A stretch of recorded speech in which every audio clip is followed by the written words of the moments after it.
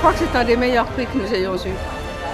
J'ai eu le plaisir l'année où on a ouvert et créé le prix Tour Eiffel d'honorer un Français qui marche très bien, qui est Pierre Bordage, dont j'ai reçu ce matin le dernier roman. Et je remets là à un auteur un prix, à un auteur sur une œuvre que j'aime. Et qui, paradoxalement, pourrait faire contrepoint un peu avec les mouvements actuels. On honore le courage, la vertu, tout ce qui passait pour ringard et qui retrouve un peu de couleur. C'est assez agréable.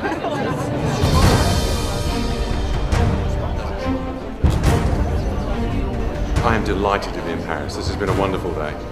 I'll try and stop this going in between my teeth. What a treat. Shall we... Oh, there's Stefan. Okay.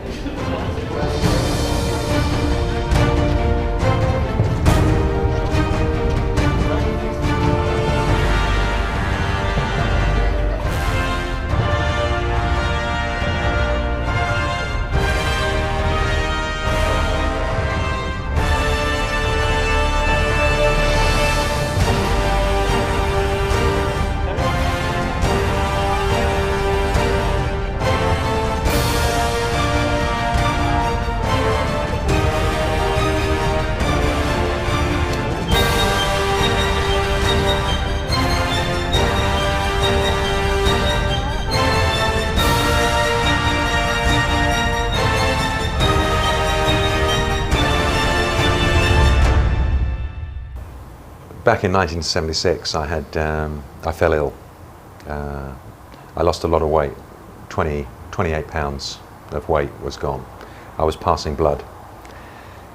Like all men, didn't take to illness well, so didn't go to a doctor. I got weaker and weaker. Finally went to the doctor. He sent me to a specialist who thought I might have cancer. So it's a nice thought when you're 27. Somebody tells you may have cancer of the kidneys, you know. So I had 2 weeks of tests. And it was so terrifying at that period that the only thing I could do to take my mind off of the fear of dying was to write. So I'd never written a fantasy before. What I did was I created a fortress, a decaying fortress, under siege from a terrible enemy. And the enemy I called the Nadir, which in English means the point of greatest hopelessness. So the enemy with a cancer, the fortress was me. So I peopled that fortress with friends. My stepfather was Druss, I was Rek, lots of other friends came into the story. And the idea was I would write that in the 2 weeks that I was waiting for the tests. And if I had cancer and was dying, the fortress would fall. If I was to survive, which strangely I did, the fortress would survive. That was written in 2 weeks as a novella called The Siege of Drostelnok back in '76. In 1981, those small moments that can change your life, I showed the manuscript to a friend of mine, Stella, and she read it and said, "This hero, Rek, is he based on you?" And I said, "Yeah." And she said, "Why isn't he a poser? Why isn't he frightened of the dark?" And I got really annoyed. You know, I said, this is fantasy, and in fantasy heroes are always big and wide-shouldered, and they're not scared of the dark. And I went home that night and I thought, why? Why shouldn't you have a fantasy hero who was a poser, who was more concerned with how his cloak looked than anything else? Why shouldn't he be scared of the dark? And if that was true, why shouldn't all of the characters within a fantasy be real people? So I began to write it again. And when I'd finished it, it was bought by a company called Century. It was published in '84 and it's never been out of print since.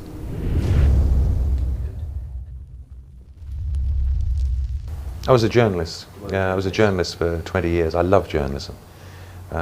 It's probably for me the finest job in the world because you spend every day meeting interesting people. So in my life as a journalist, I've met gangsters, politicians, film stars, surgeons, heroes, villains. And so by the time I became an author, I'd met so many people that I could use, you know, in various ways in novels.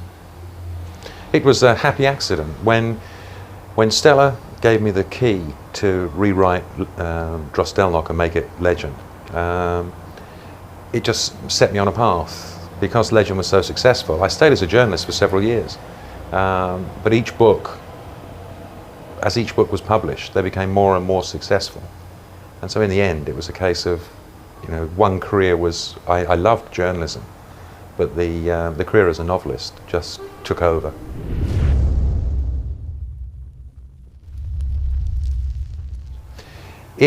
It made it to the Sunday Times bestseller list when it came out. You know, very low down. Essentially, my books have very strange sales patterns. Legend came out and sold fairly good numbers, but not exceptional.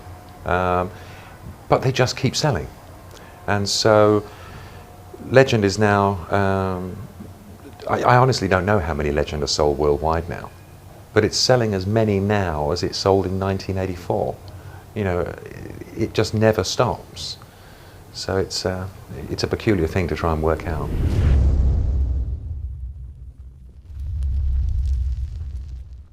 The second novel is the nightmare novel for all authors, because you write your first novel for yourself, and then a publisher takes it and says, yes, we will carry this novel. What they then say is, you know, we advise you to make your heroes dark, make your villains darker, make your heroes lighter, do this, do this, do this. And so you try to do this. And then you send the book in, as I did my next book, and they said, no, this isn't good enough. Can you make your heroes even more dark and your villains even more dark and your heroes even more light? So you do that, and they reject that too. And so I was getting desperate. I'd had 2 rejections after Legend. I had 14 weeks left to get a novel in. And again, my then wife, Valerie, said to me, stop listening to what the publishers are telling you, for God's sake. You know, just do what you want to do. And in 14 weeks, I wrote The King Beyond the Gate. And when it went to the publishers, they said, now you're listening to us. And that book was also a success. But since then, it's been much easier. The second book is the nightmare book.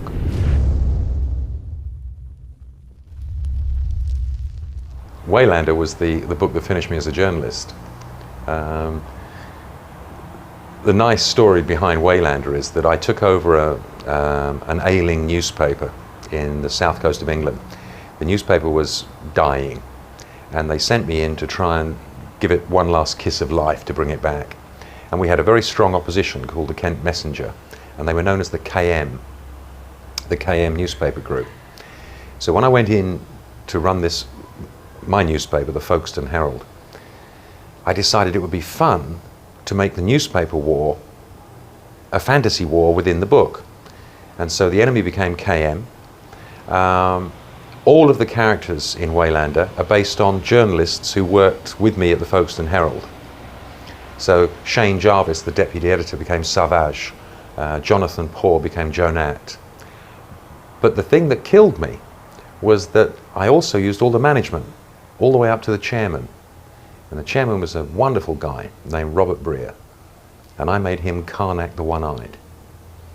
And when the book was published, he got some people together, the directors, and said, this is the most poisonous attack on my integrity ever. And from that moment I was finished. I was sacked 3 months later.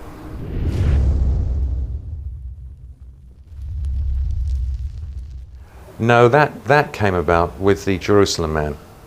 And again, I was writing a novel called Wolf in Shadow at the time, which was a Drenai novel, when I was fired. All my staff were fired. And on the same day, I was staying in a hotel on the south coast, and on the same day, my father told me my mother was in hospital dying of cancer. So in that one day, all the people who'd come to work for me, who trusted me, had lost their jobs. My mother was dying. I'd lost my job. I'm sitting in a hotel. And I thought the only thing I can do here in this hotel was drink, which I did, So I was semi-drunk, and then I thought, right, carry on with your book. And the book, as I said, was a Drenai book, which is medieval fantasy. And part drunk and very depressed, I put one sheet of paper in, and I began to type. And I knew the scene. The scene was supposed to be a rider on a horse coming to the top of a hill and then looking down and seeing the Nadir army. So that was the scene. And I typed, the rider paused at the top of the hill, but there was no sign of Jerusalem. And I just stopped typing. I mean, Jerusalem is not in my Drenai world. And I just sat there and looked at it, and I thought, I can't even write. And so I walked away and drank some more. And then I was sitting there thinking, who is this man who is looking for Jerusalem? And I didn't know. So I went back to the typewriter and just kept typing until I found out who he was. And once I realized that he was, a Western character, and this world was a very strange world, I just carried on writing that. And that became the Man from Jerusalem.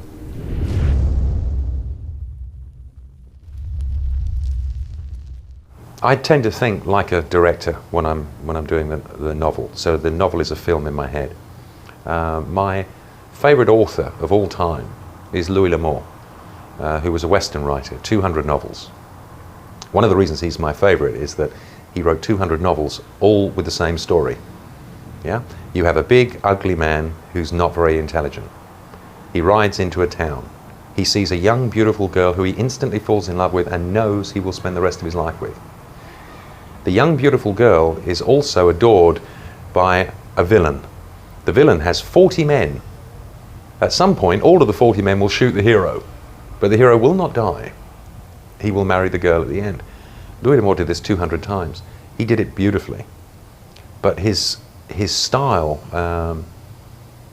was Spartan and tight, and he produced his scenes beautifully. And I adored the way he did that. And so I've tended to follow that pattern myself.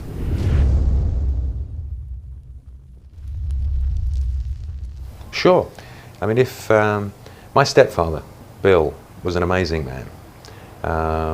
I think most stepfathers are, because it's very difficult to move in and and there is a child, and that child is going to be, you're going to become a father to that child.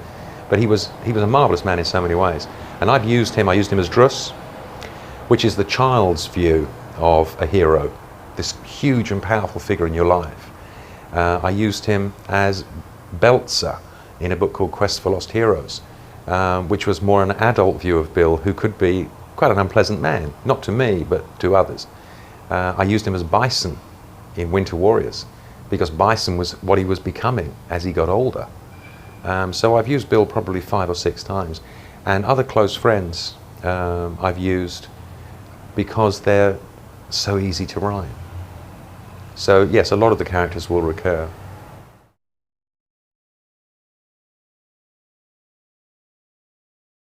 It depends what you're looking for in a novel. I mean, if you're looking for pure escapist entertainment, you don't need to have real characters. You can have elves and dwarves and pixies and dragons and evil wizards and magic spells. You can do all those things if it's just for escapist entertainment. It depends what you want your books to do. My ambition is for my books to inspire people to do good, because I think what this world needs is not more holy men and not more politicians and not more brilliant men. What we need is more heroes, because we are becoming increasingly cowardly in the way we deal with life. I mean, 20 years ago, if a woman was attacked in the street, well, a woman probably wouldn't be attacked in the street 20 years ago, because the person who was attacking the woman would be pounced on. People from everywhere would just rush and attack the man. Nowadays, you read stories about women being dragged off the streets and raped in broad daylight, with crowds moving by and doing nothing. We need more heroes. You go into a workplace and you find someone being badly bullied by one of the bosses. Nobody's going to do anything because they don't want to lose their job. It doesn't matter in what area of life, we need more heroes. So I write novels to encourage people to be heroic. I'm just a writer of fantasy. I loved Howard's work. I thought the Conan stories were wonderful, gritty and vital, very, very good. I love Tolkien. Pratchett, brilliantly funny. So, you know, all sorts of novels I like. I don't see myself as particularly unusual. I see myself, if you like, as the Louis L'Amour of fantasy.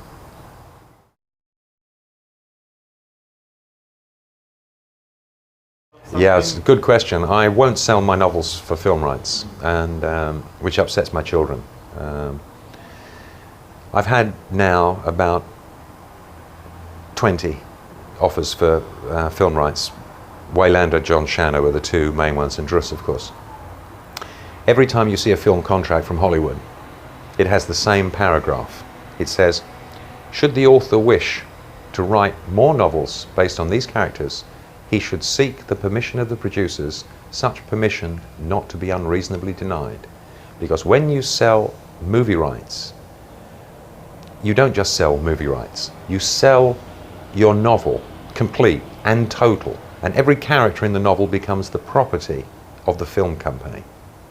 So if I was to sell, for instance, Waylander, and they made a Waylander movie, and it was successful, they can make Waylander 2, 3, 4, 5 without me. They can get Waylander to do anything they want, and I have no say. So I will not sell my characters, because my characters are like my friends. So, as I explained to my daughter, I said to her one day when she said, "Oh, aren't we ever going to sell film rights?" And I said, "Well, you can sell them, Kate, after I'm dead." And she said, "Can I?" So, you know, yes, she can.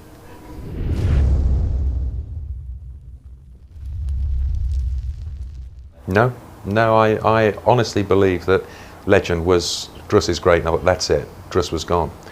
But as the years went by, I mean, I get hundreds and hundreds of fan letters, and the hugest number of them were asking for Druss's early life. And I really didn't think that it would sell, because so much of Druss's early life is detailed in Legend, in flashback.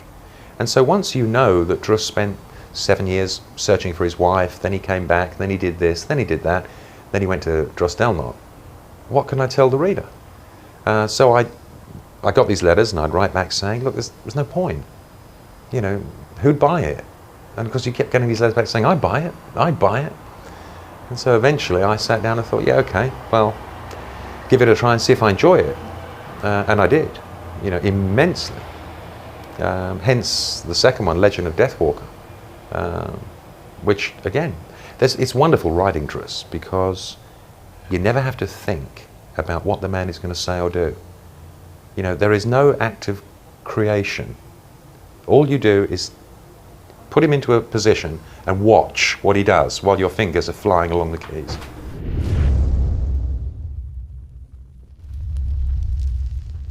No, Druss can't be second. I waited 30,000 words before bringing Druss in, so that the main character could have a chance to grow. But as soon as Druss enters the story, Druss, it's like fills the screen. In some ways, you can imagine a movie, an ordinary modern thriller movie, where you're watching a group of actors and suddenly halfway through the film, Sean Connery walks in. Yeah? All eyes think, oh, Sean Connery, what's he doing here? And it's the same thing with Druss. You know, Druss is pretty much taking over.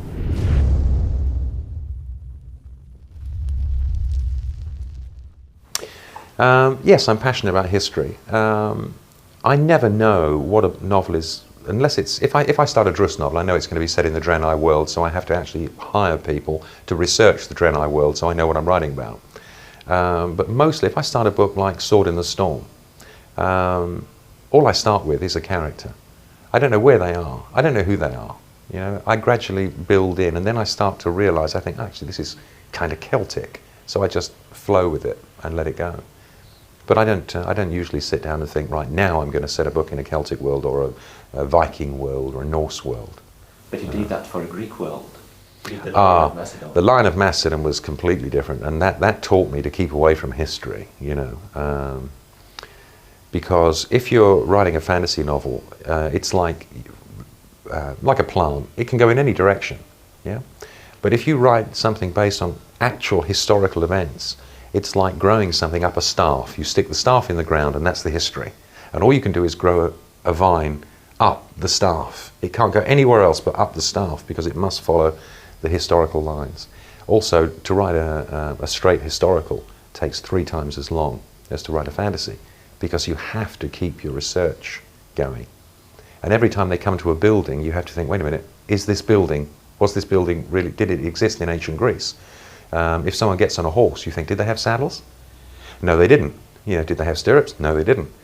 And so every line that you put in, you have to then research to make sure that it's not incorrect.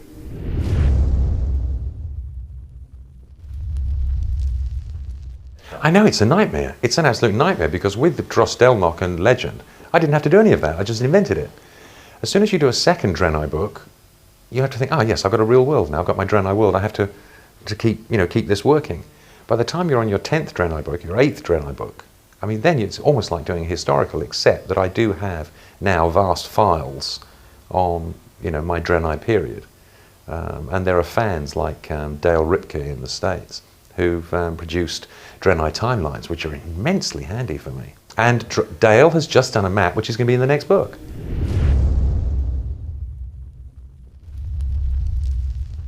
One of the nicest things in the last 18 years is that I have never met a fan of mine that I didn't like. And it's not because it's not because you buy my books, therefore I like you. It's just a charming thing that my fans tend to. I get fans who believe what I believe. When they read the books about heroes, they believe in the same things. And so it's, they're nice people, my fans. So I have a fairly warm relationship with them.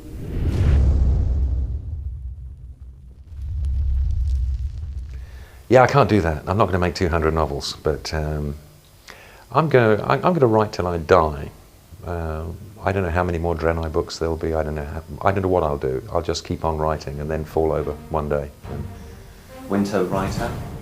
Hmm? Winter writer? Winter writer, yeah. Yes, that's me. Yeah.